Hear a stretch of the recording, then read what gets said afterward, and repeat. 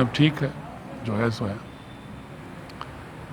9 मई को 44 सैंपल गए थे गोरखपुर मेडिकल कॉलेज बीआरडी में, जिसमें से 39 की रिपोर्ट आई है, सभी नेगेटिव हैं, और उसमें से 5 रिपोर्ट अभी अवेटेड है। इस तरफ 10 और 11 2 दिन के जो सैंपल गए थे वही शेष बचे हैं, और जिनकी उम्मीद 10 तारीख के रिपोर्ट की उम्मीद कल सुबह है और 11 वाले की परसों है। एक जनपद वासियों को ये भी बताना है कि प्रतिदिन प्रवासी मजदूर काफ़ी बड़ी संख्या में आ रहे हैं। कुछ ऐसे लोग आ रहे हैं जो प्रदेश सरकारों की सहमति के आधार पर श्रमिक स्पेशल ट्रेन से आ रहे हैं। उसमें से जनपद में जो कल 2 ट्रेन आई थी और आज एक सुबह जो ट्रेन आई है, उसमें कुल मिला के 3784 यात्री आए।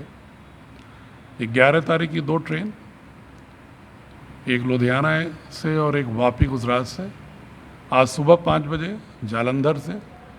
तीनों रेलवे से 3784 यात्री आए, जिनमें से 2172 यात्री आजमगढ़ के थे। से 1612 यात्री प्रदेश के अन्य जनपदों से थे, जिनको रोडवेज बसों से स्क्रीन करने के बाद भेजा गया है।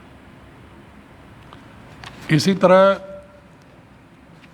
दूसरा माध्यम है लोगों के आने का कि प्रदेश के अन्य जनपदों तक रेल यात्रा करके वहाँ से रोडवेज से आने का, या अन्य प्रांतों से सीधे बसों से आने का, या अन्य प्रांतों से परमिशन लेकर के निजी बसों से आने का।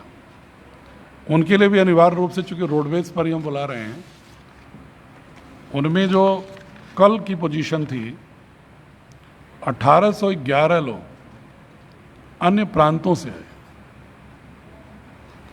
और 199 लोग प्रदेश के अन्य जनपदों से आए, रोडवेज पर बसों से, सरकारी या निजी। अब हमने व्यवस्था बना लिया है तो कि कोई व्यक्ति छूटे ना। सुबह 6 से शाम 6, शाम 6 से सुबह 6 कि हम लगातार 12 घंटे की रिपोर्ट लेते हैं।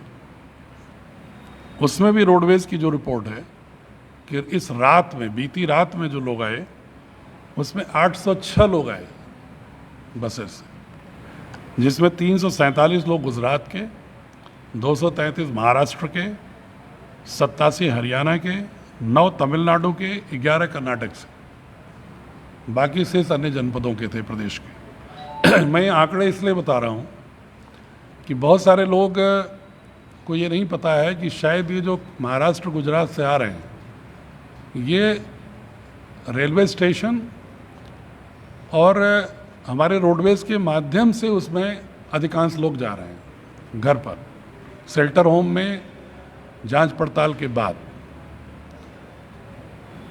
उनके बारे में भी कभी कभी निगरानी समिति और गांव के लोगों को ये संदेह हो रहा है कि शायद ये सीधे आ गए हैं। ये अच्छी बात है जागरूकता की कि कोई भी आ रहा है तो आप कंट्रोल रूम में सूचना दे रहे हैं, मेरे कैंप ऑफिस में भी सूचना दे रहे हैं, एसडीएम के तहसील कंट्रोल रूम में भी सूचना दे रहे हैं। आपकी जागरूकता का परिचय है, ये प्रमाण है, ये अच्छी बात है। लेकिन एक बार उनसे अगर तहकीकात कर लें कि वो किस माध्यम से आए हैं, तो शायद आप भी आश्वस्त हो लेंगे कि यदि वो रेल से आए हैं या रोडवेज बस से आए हैं या निजी बस से परमिशन शुदा आए हैं, तो उनकी कई जगहों पर जांच हुई है। एक तो उनकी जांच हुई है जहां से वो चले हैं, जहां रहते थे वहाँ पर क्वारंटाइन के बाद चले हैं। दूसरा, जब जिस रेलवे स्टेशन पर आए हैं वहाँ पर उनकी जांच हुई है। फिर वहाँ से अगर रोडवेज पर आ रहे हैं तो यहाँ उनकी जांच हो रही है। फिर यहाँ से शेल्टर होम जा रहे हैं तो वहाँ पर उनकी जांच के बाद घर जा रहे हैं। अगर इस प्रक्रिया से गुजरने वाला व्यक्ति जा रहा है तो उसके बारे में पैनिक न करें, और यदि इस प्रक्रिया से गुजरा हुआ नहीं व्यक्ति है तो ज़रूर बताएं, और यदि आप फिर भी भ्रम में हैं कि पता नहीं किस माध्यम से आया है तो भी ज़रूर बताएं, ताकि उसको फिर हम क्रॉस चेक कर लेंगे, और इस माध्यम से नहीं आया होगा तो उसको ज़रूर जांच करा के उसको आइसोलेट किया जाए।